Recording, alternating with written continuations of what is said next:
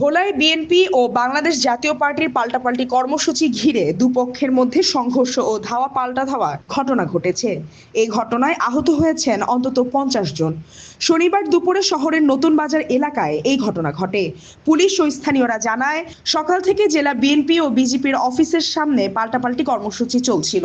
পরে বিজেপির সহযোগী সংগঠনের নেতাকর্মীরা নতুন বাজারে তাদের দলীয় কার্যালয়ের সামনে থেকে মিছিল বের করে। বিভিন্ন সড়ক প্রদক্ষিণ করে একই স্থানে গিয়ে শেষ হয় মিছিলটি। মিছিলের পর সমাবেশের আয়োজন করে তারা। অন্যদিকে শহরের মহাজনপট্টিতে জেলা বিএনপির কার্যালয়ের সামনে সমাবেশ শেষে একটি মিছিল বের করেন দলের নেতাকর্মীরা।